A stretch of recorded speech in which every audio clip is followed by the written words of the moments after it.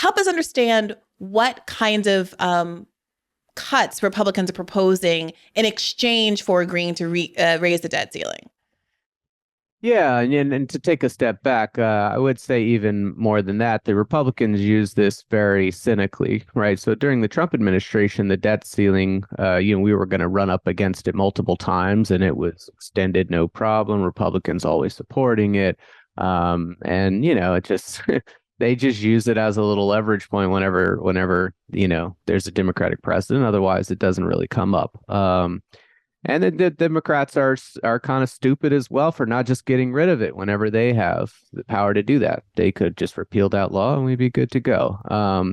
But yeah, I mean, what Republicans are pushing right now, it's kind of funny because they've been a little bit scarce on the details here and there, but they're trying to find ways to really kind of pigeonhole the administration on things that they think are popular with the public, but that Democrats don't like. That's sort of the whole game when you're in a split government and you don't control the presidency. It's just kind of playing games like that over and over again. And the place where they think they've got them is making it harder to get food stamps and TANF and other kinds of means tested assistance, including Medicaid, unless you show that you're available for work and engage in certain kind of work activities and things like that. So that's where they're really headed. And it's not even almost like a budget cut thing. It's just let's add these rules, because a lot of the rules that they want to add wouldn't even necessarily save money. They would just make life harder for people on the program. So I'd like to talk specifically about what some of these rules are that are being proposed. It's been somewhat frustrating to me that with all of the discourse around the debt ceiling, the lack of specificity, I think, unwittingly, probably on the part of a lot of left-leaning commentators, provides cover for how rather monstrous, in my view, what Republicans are proposing really is. I'm hearing a lot of Republicans, specifically Marjorie Taylor Greene recently on an episode of Rising, say something along the lines of, we don't have a revenue problem, we have a spending problem. We have a spending problem in Washington, D.C., definitely not a revenue problem. And it strikes me as a really easy way to sidestep the reality that there are options such as raising taxes on the rich, on corporations who have seen unprecedented profits during the pandemic years, as opposed to saying, well, we have to tighten our belts.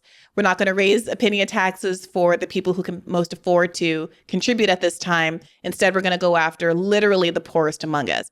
So let's dig into what exactly Republicans are proposing here in terms of making it more difficult for people to access these social safety net programs. Yeah, I mean, so you basically have two levers, broadly speaking. One is to increase the number of people who are on the programs that are subject to existing work requirements.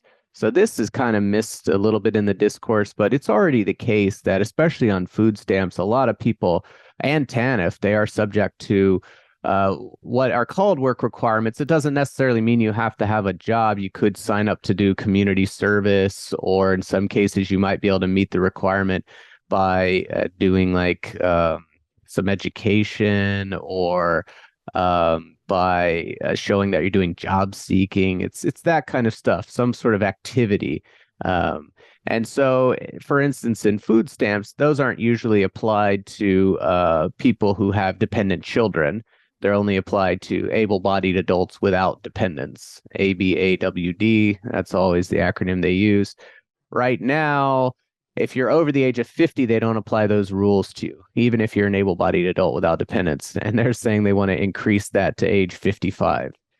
And it's sort of like, I don't know, it's just kind of silly little stuff like that. And then Is that gonna save a lot of money? No, it really doesn't do much of anything. Yeah. I mean, and make it hard for those people. And there's a reason why, they put the cutoff there before, which is that when you're at a certain age, it can be difficult to be reemployed because people don't want to hire someone that old. So there's a little bit of an allowance for understanding that actually, older workers sometimes have a hard time getting jobs. It's not necessarily their fault. Mm-hmm. So you can expand the scope of people who are subject to it, or you can make the rules themselves harder by just adding more hours, or just just basically adding more hours or just more activity that you have to do in order to check off the boxes. So, And what was the second thing before I cut you off? The other way, in addition to raising the age at which you have to continue to find a work requirement.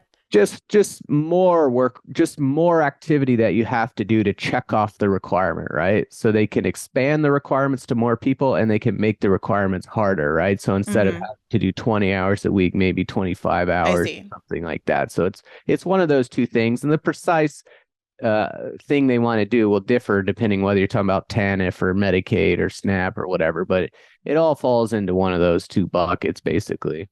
And can you give us a sense of what situation you have to be in economically to even qualify for some of these benefits in the first place? I was reading about, I forget which one now, but we're talking about people who have to be within like 130% of the poverty line, which I was Googling is something like $29,000 a year for a family of three. And now we're saying there's additional requirements on top of this for these groups. Yeah, that's for Medicaid. You have to be within 130%.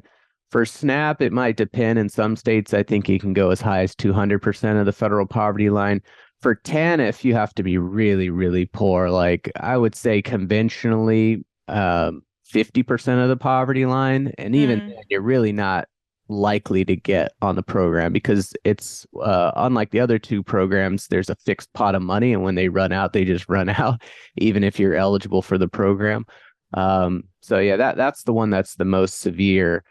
But I mean, it's not just that they're poor. It's the thing with these requirements is more than anything, they just make it hard. One, the agencies that they're asking to implement them, realistically, they're not going to be able to implement them like quickly or well. Like they tried that in the Trump administration when they tried to add more work requirements to Medicaid.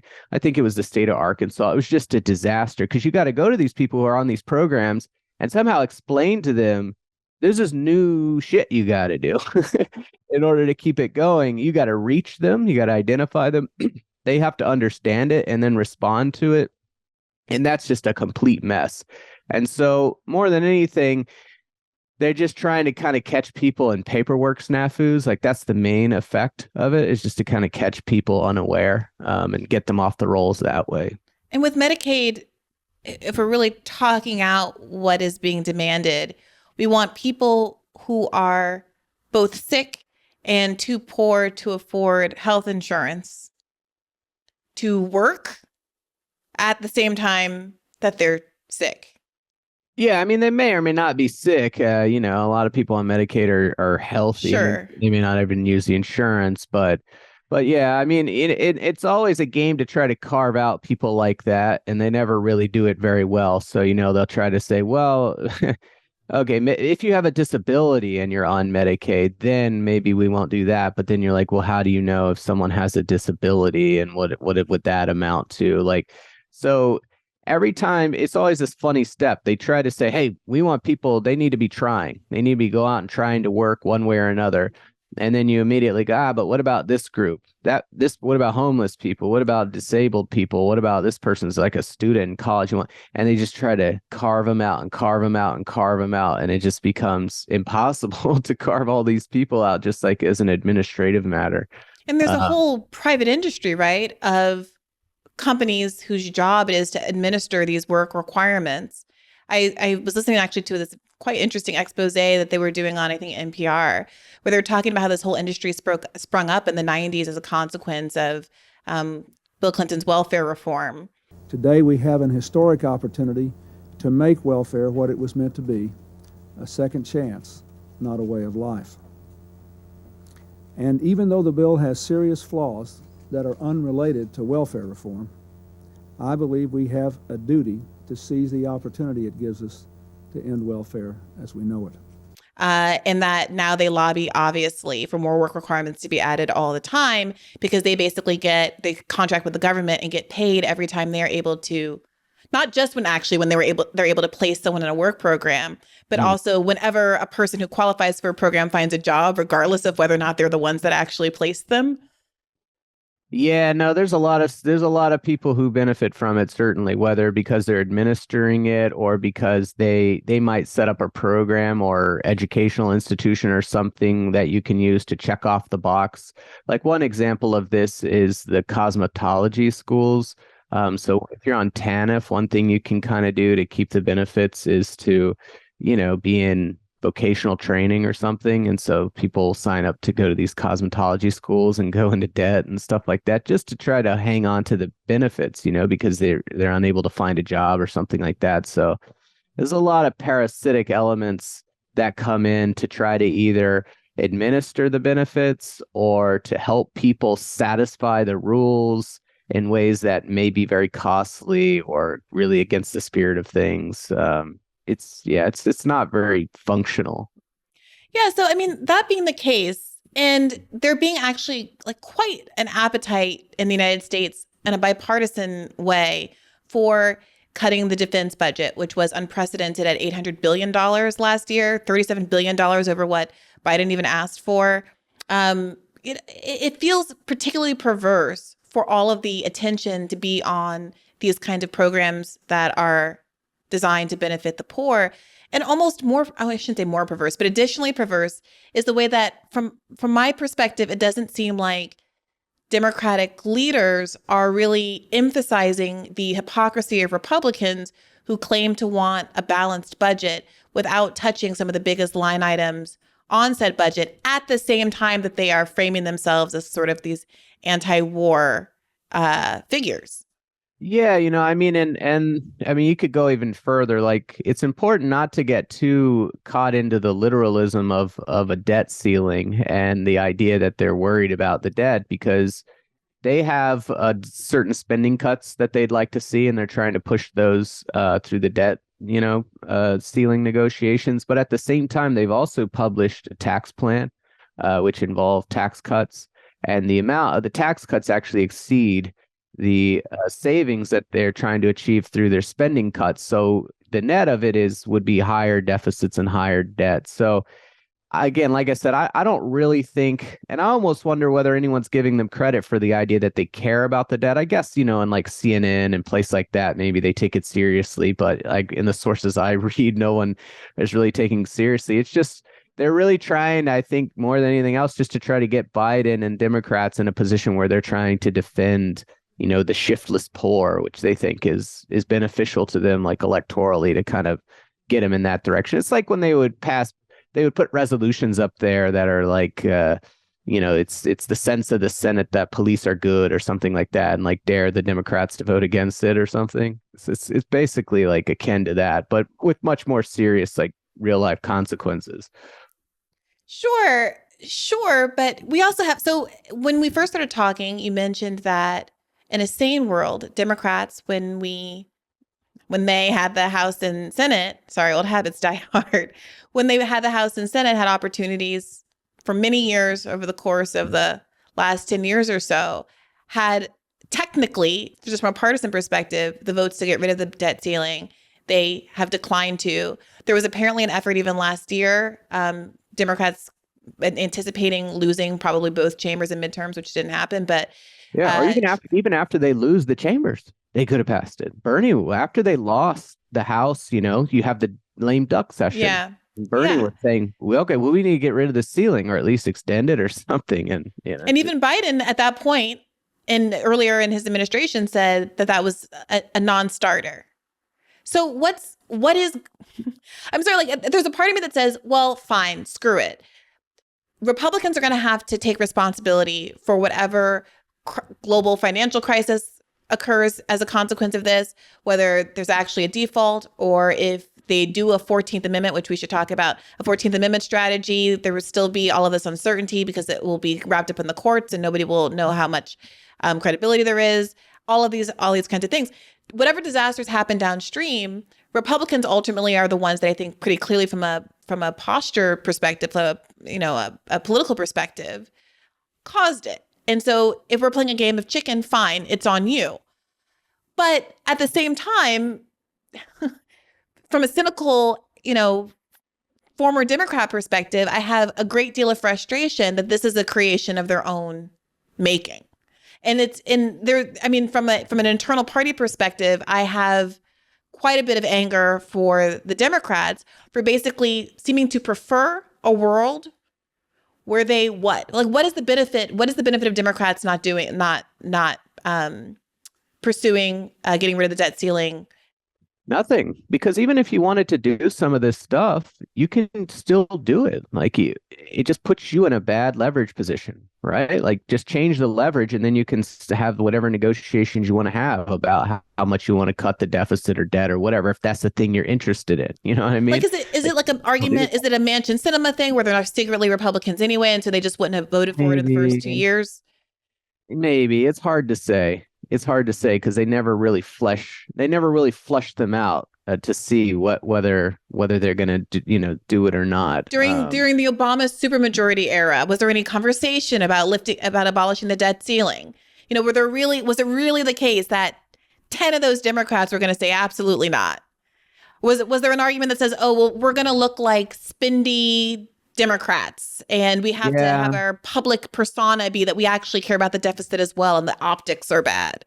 I mean, what could possibly, I would say that is part of the concern that some of them have. Like, why don't you just get rid of the debt ceiling? It's because, well, you know, in the public, some people view that as being reckless or whatever. But yeah, I don't know. I mean, the whole thing is very incoherent and very strange, right? Because if Congress wants there to be less debt, Congress controls the spending. It controls the spend. We only have debt because of Congress, right? So if they want to cut spending. Why would you need this separate thing that basically just creates some kind of legal crisis? Like that's all it exists for. Apparently it came from World War I, and the idea of the debt ceiling was that you wanted to give more leeway for Congress to spend during wartime without having to come back and pass, you know, legislation and have to get everything checked off from Congress and say, like, this is an upper limit that was supposed to be more expansive in the allotment, and it continued to be used during wartime to give basically more broad spending powers, and was only kind of more recently that it was being used in this kind of restrictive pressure campaign sort of a way. Maybe. I don't know about the history, so you know more than me, it seems like. All right. So what do you make then of the potential outcome and posture of this year politically going forward? We're 2 weeks out. It was reported that there was a pause in the negotiation at the end of last week. Previously, Joe Biden had said in an earlier turn of this that he wasn't going to do, you know, these kind of social program cuts were non-negotiables. That wasn't actually going to happen. Then he seemed to crack the door open to some negotiation around these public policies that are popular and disproportionately affecting the poor, which a lot of progressive Democrats seem to be really jarred by. What first and foremost do you make of Biden seeming to give on that particular point? It's disgusting. The whole thing is disgusting, really, especially because, and I know you said we're going to talk about this later, but I think they have other options, you know, to not play ball if they want, and they're not doing that. So, you know, I think it's disgusting, but I guess, you know, once you've decided we're not going to use those other options and you've decided it's too scary to play around with it, then you say, well, you know, like you said, it's a game of chicken. And I guess if they really think the Republicans are like that insane, then they feel like they have to do something. I mean, I don't know. That's the best you can really. Well, also because as AOC tweeted at the end of last week, they have 113 votes, I believe. So there's 113 votes for a clean debt ceiling bill. So raising the debt ceiling without any compromises to the budget. And they would only need 5 Republicans to come over. And that basically there's a much higher likelihood of Democrats getting 5 Republicans who don't want the world economy to collapse than it is for McCarthy to wrangle any kind of compromise around a Republican bill, because there's so much division among Republicans about how much they should really extract from Democrats. So there was this kind of hardcore group that was participating in the speakership battle in January that managed to get a lot of concessions, including the ability to pretty easily oust Kevin McCarthy from the speakership.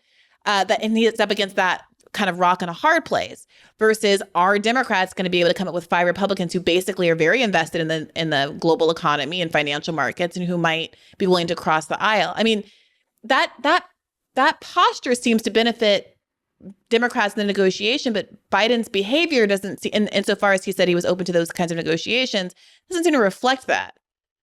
Yeah, if you're gonna decide, look, we're not gonna bypass, and then you're gonna play the game of chicken. I don't think it's at all unreasonable to think that even in the game of chicken, the Democrats are in a much better position because, classically the Republicans represent the investor class, and if they have the most to lose from the financial markets taking a dive, and that kind of, maybe not the most to lose, but a lot to lose.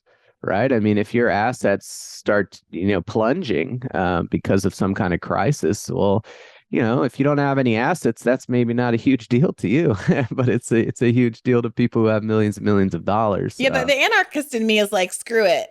Damn the global economy. Let's do this. De-dollarization. Let's go. You just worry about side effects on employment and stuff like that. But it's not as if, the Republican base, their donor base and whatever, you would expect them to come and be like, hey guys, cut it out. Like you guys can play with this for a little bit, but not if I'm going to see my portfolio dip by 25% or something like that. That's not acceptable to me. So yeah, I think we could win that game, certainly. Just like you said, to peel off a few people who don't want to collapse the portfolio values. Also, their own portfolio values. The people in Congress have a lot of money, Right. So what? Let's talk about this 14th Amendment escape hatch. Bernie Sanders and a number of other Democrats wrote a letter advocating for this position. I think there's 8 people now, eight Congress members or 8 senators signed on publicly. I think what we're saying is the president has the authority to use the 14th Amendment, and he should be prepared to do that, period. Yeah. The U.S. Chamber of Commerce responded on May 19th saying, we think this is a very bad idea, predictably. They said it is the chamber's view that attempting to invoke so-called powers under the 14th Amendment would be as economically calamitous as a default triggered by a failure to lift the debt limit in a timely manner.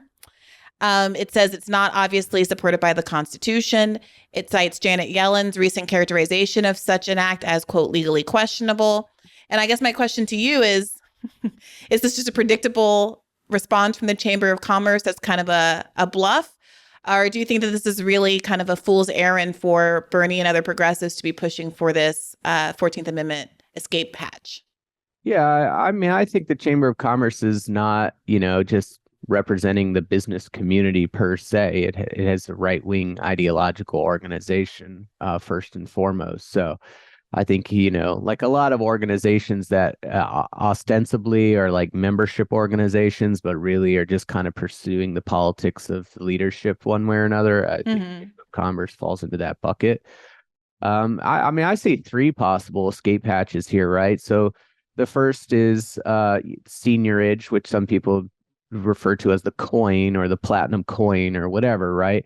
The government raises money to spend in 3 ways. It taxes, it borrows, and it can also create its own money through seniorage. And we have a law that permits seniorage. And so I actually think that legally, if the debt ceiling was breached, that they would have an obligation to do seniorage, right? Because you have Congress commanding you to spend, and you have Congress saying you cannot use debt. Well, the other 2 options are taxes and seniorage. They can't unilaterally increase taxes. So you're saying mint the coin. Mint the coin, yeah. I mean, and it sounds silly, but it's seniorage. This is a common thing that governments do, like it's a known way of financing things. What is this word, seniorage? Like seniorage, it's just when the government, I mean, this is a word that's been around for literally thousands of years. People would talk about it in Rome and whatever. But basically, the government creates currency, and it can just create currency and spend it. And there are limitations, that can have negative effects, certainly, depending on how much you do. But those are the 3 different ways that government gets money to spend: seniorage, taxes, and debt. We don't talk about seniorage very much, but it's possible. And apparently there's a law that gives the government unlimited ability to do that right now. So you got that option. The other option is I think you could also just borrow and spend and say, well, look, if you're saying we can't use seniorage and we can't use taxes, well, you've given us conflicting statutory demands, right? It would be like if any legislator passed two laws that were in contradiction with one another, the executive has to pick one or the other, right? If they just cut all the spending to avoid increasing debt, that's also ignoring Congress. That's also ignoring laws that Congress had passed commanding you to spend. So I think that's a totally reasonable legal path to say, well, they tell me to spend and not to spend. I have to violate one of them, and I'm choosing this one. And then you have the constitutional 14th Amendment one that you were talking about. So, that's three different options. Roll the dice. You only got to be right 1 out of 3 times. Right? Hey YouTube, thanks for watching. Just a reminder that this is a podcast. You can catch an extra premium episode every Monday for $5 a month at patreon.com/badfaithpodcast. That's patreon.com/badfaithpodcast for $5 a month, an extra episode every week. Additionally, please do consider liking this video, subscribing to this channel. It helps us out. It helps independent media beat the algorithm. We appreciate you. And as always, keep the faith.